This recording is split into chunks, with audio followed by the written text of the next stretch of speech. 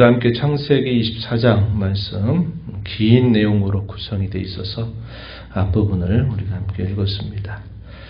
아브라함의 나이는 이제 나이가 많이 들어가게 되면서 아브라함이 해야 될 한 가지 일이 남았다, 이런 생각을 합니다. 그 일이 하나님께서 약속의 자녀로 주신 이 이삭의 아내를 구해서 가정을 이루게 하는 일이었습니다. 이미 그의 아내 사라는 죽은 지 약 3년 정도가 흘러서 이삭의 나이로는 이제 40세 정도가 됩니다. 고대 세계 40세면은 나이가 적지 않은 나이겠죠. 그래서 아브라함이 아들을 위해서 아내를 좀 구해야 될 텐데, 이 가나안 사람들에게서 아내를 구하는 것은 마땅치 않다 생각했습니다. 그래서 자기 고향 땅으로 그의 종 엘리에셀을 보내서 그 고향 땅에서 아내를 구하게 하자, 이런 생각을 하게 한 겁니다. 그래서 이 엘리에셀을 고향 땅으로 보내요. 그런데 반드시 조건이 있다는 겁니다. 그 조건의 내용은 반드시 그곳에 자기 아들을 보내서는 안 된다는 것이죠. 하나님께서 자기가 살고 있는 이 가나안 땅을 자기 후손과 또 대대 후손의 영원한 기업으로 주시겠다 하셨던 그 약속에 대한 아브라함의 믿음이 있었기 때문에 고향 땅에 이삭을 보낼 수는 없었고, 고향 땅에서 데려와야만 한다는 이런 조건을 분명히 내세운 거죠. 그리고 이 엘리에셀과 더불어 맹세를 하게 합니다. 그래서 엘리에셀은 아브라함의 이러한 요청을 받아서 이제 고향 땅을 향해서 먼 길을 떠나게 됩니다. 그런 과정에서 이 신실한 종 엘리에셀이 하나님의 인도를 구해가는 과정들, 그리고 그 인도가 과연 하나님께서 잘 인도하신 것인가를 분별해가는 과정, 그리고 그 일이 분명하다라고 생각했을 때 하나님께 그 응답하심에 대해서 감사하는 모습, 또 그것이 이제 그의 집으로 들어가게 됐을 때 그 집에 이제까지 인도하셨던 모든 하나님의 손길들을 다 알게 되었을 때 또 그 말을 듣는 그 가족에 있는 사람들도 그것은 하나님이 이렇게 순적하게 인도하신 것이다 라는 것을 확정하게 되는 여러 과정들이 소개가 됩니다. 그래서 마침내 이 리브가라고 하는 여인을 아브라함이 살고 있는 곳에 데려오고 하는, 그래서 가정을 꾸리게 되는 내용들이 24장에 소개가 됩니다. 우리가 이런 내용들을 이제 살펴보게 되면 하나님의 인도하심에 대하여, 또 우리가 그 하나님의 인도를 위하여 기도할 때 어떠한 원칙을 가지고 기도하면 좋을지에 대한 좋은 교훈을 오늘 우리가 이 말씀에서 확인할 수 있겠습니다. 아브라함도 많은 우여곡절을 겪었지만 그의 나이가 들어가면서 이제 그의 신앙도 아주 완숙한 단계에 이르렀고 나이가 들어가죠. 그의 모습은 하나님 앞에 매우 신실한 사람으로 그는 세워져 있는 것이고, 그 옛날 자식을 주지 않으셨을 때는 아브라함이 하나님이 자기에게 이 엘리에셀을 통해서 약속을 이루시나 이런 생각을 또 하기도 했을 만큼 이 아브라함이 엘리에셀이라고 하는 종을 매우 신뢰했고, 또 이 엘리에셀이 실제로 이런 일들을 하나하나 감당해가는 모습을 보게 되면 그도 역시 대단히 신실한 종이었구나 하는 것을 우리가 확인할 수 있겠습니다. 본문으로 한번 가서 보시기 바랍니다. 2절 가서 보면 아브라함이 자기 집 모든 소유를 맡은 늙은 종에게 이르되 청하건대 내 허벅지 밑에 내 손을 넣어라. 고대의 맹세한 하나의 방식이었습니다. 어떤 것을 말하느냐. 3절 하늘의 하나님 땅의 하나님이신 여호와를 가리켜 맹세하게 하노니 너는 내가 거주하는 이 지방 가나안 족속의 딸 중에서 내 아들을 위해 아내를 택하지 말고 내 고향 내 족속에게로 가서 내 아들 이삭을 위하여 아내를 택하라. 중요한 조건입니다. 이것은 아브라함의 그냥 원하는 바가 아니라 그것은 하나님의 약속에 대한 아브라함의 분명한 생각이었습니다.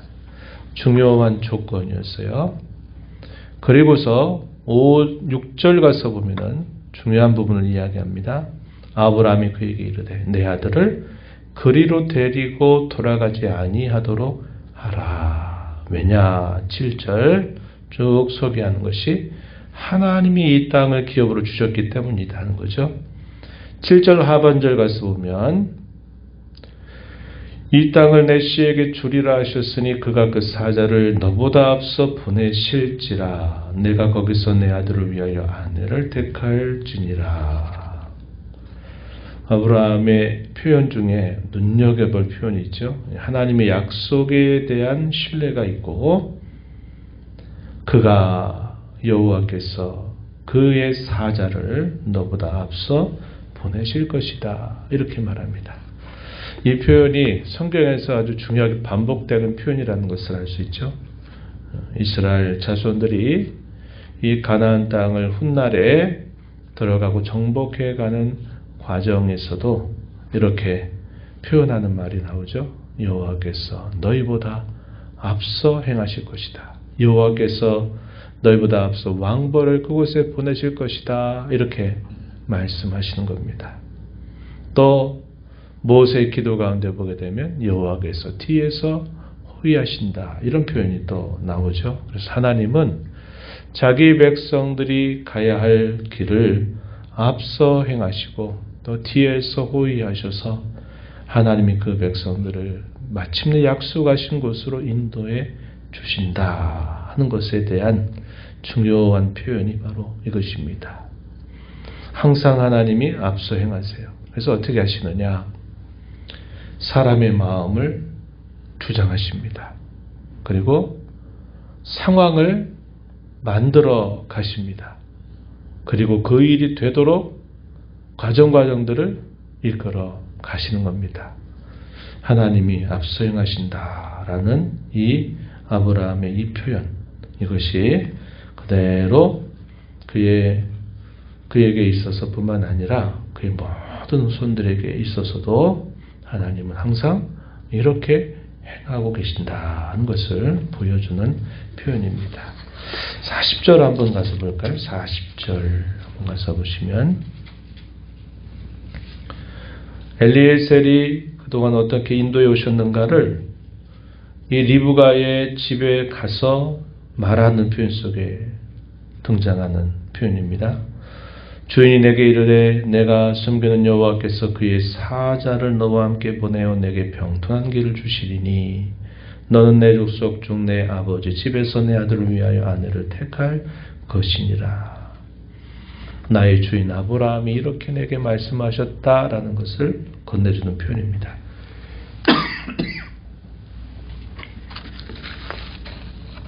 이렇게 해서 아브라함은 엘리에셀과 이제 맹세를 하고 엘리에셀은 아브라함이 준 귀한 선물을 가지고 이제 아브라함의 고향 땅으로 향하게 됩니다. 그러면서 이 엘리에셀도 하나하나 과정들을 하나님께 기도하며 인도를 구하는 모습이 나타났는데요.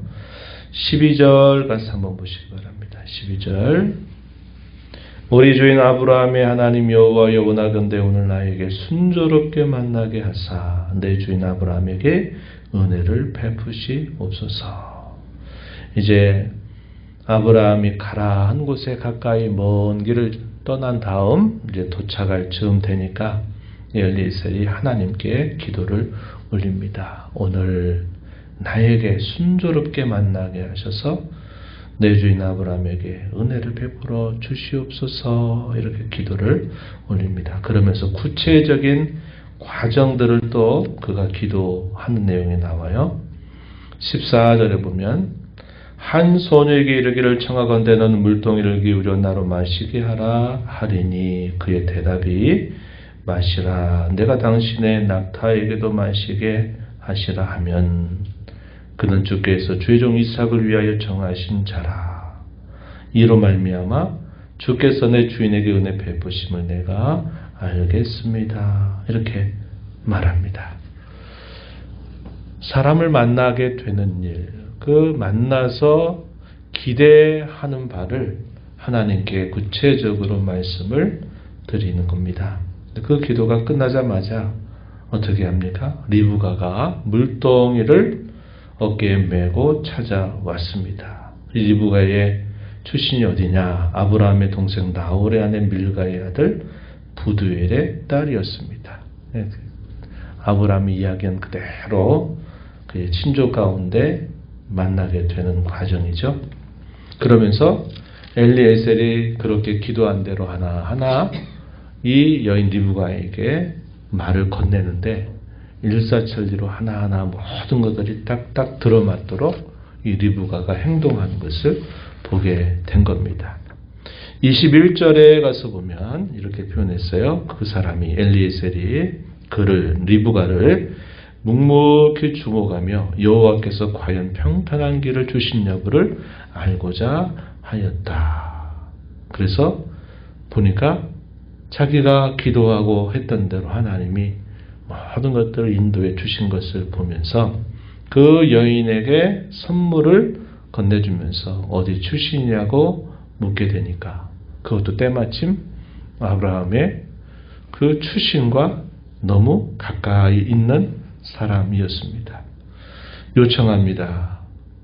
그 집에 좀 머물 수 있겠냐고 요청했더니 물론이라고 말하면서 그렇게 하면서 이제 마침내 이 엘리에셀이 그 리브가의 집에 찾아가게 된 겁니다. 그런 과정에서 이 엘리에셀이 어떻게 했는가? 먼저 26절 말씀에 보니까 머리를 숙여 여호와께 경배하면서 고백합니다. 27절 나의 주인 아브라함이 하나님 여호와를 찬송하나이다. 나의 주인에게 주의 사랑과 성실을 그치지 아니하셨사오며 여호와께서 길에서 나를 인도하사 내 주인의 동생 집에 이르게 하셨습니다. 하나님께서 순적하게 인도해 주신 것에 대하여 감사를 올리는 이 엘리에셀의 모습이 표현되고 있다는 겁니다. 그래서 일련의 이런 과정들을 쭉 보게 되면 아까 말씀을 드렸던 것처럼 우리가 하나님의 인도를 구할 때 아주 구체적인 그런 기도를 어떻게 올리면 좋을까에 대한 좋은 모범을 배울 수 있다는 겁니다. 하나님께서 선명하게 보여주신 그분의 뜻을 항상 먼저 생각해야 합니다.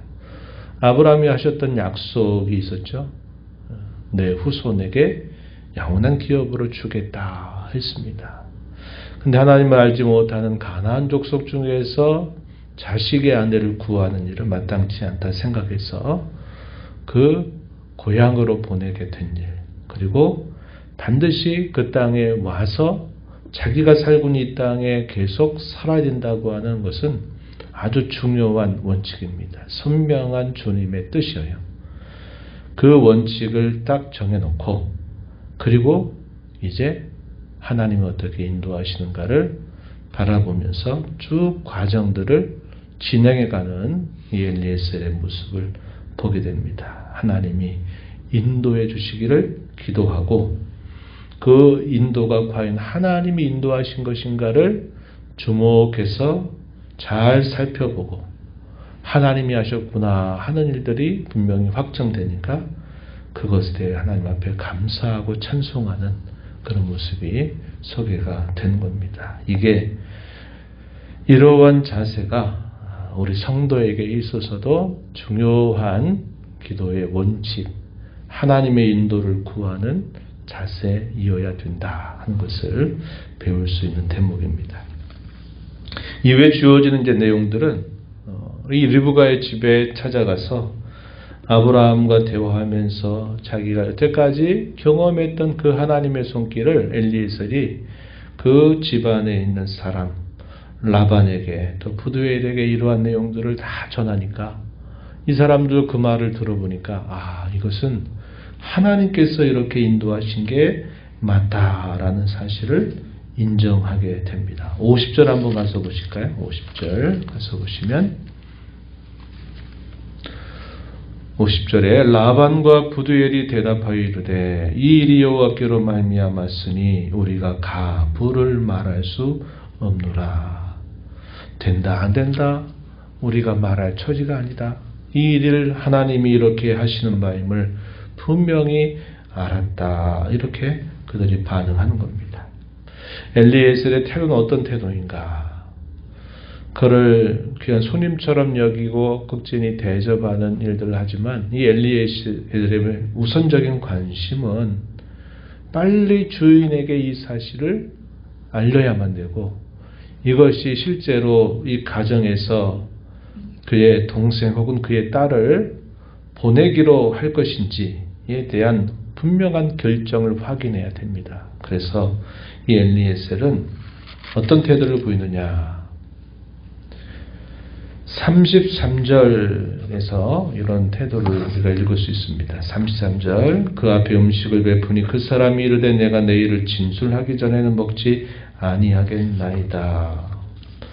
자기가 온 분명한 목적을 결코 뒤로 여기지 않고 우선적인 태도를 취하는 겁니다. 49절에서도 가서 보면 내게 알게 해주셔서 내가 우로든지 좌로든지 행하게 달라 이렇게 요청을 합니다. 54절 또 이하에 가면 나를 보내어 내 주인에게로 빨리 돌아가게 해달라 이렇게 말하는 겁니다.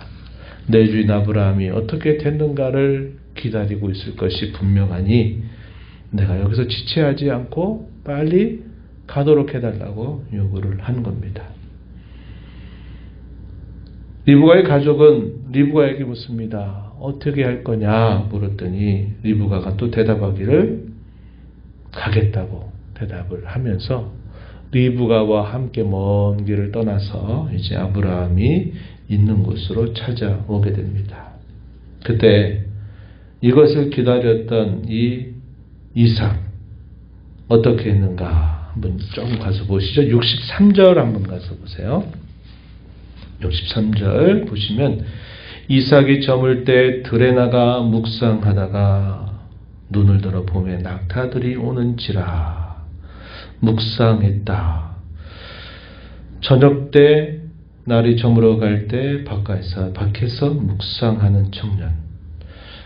하나님을 가까이 하고 있는 그의 모습을 우리가 확인하게 되는 거죠. 그래서 마침내 리브가를 그의 아내로 맞으면서 이제 그의 가정을 꾸리게 되는 내용이 소개가 되고 있다는 겁니다.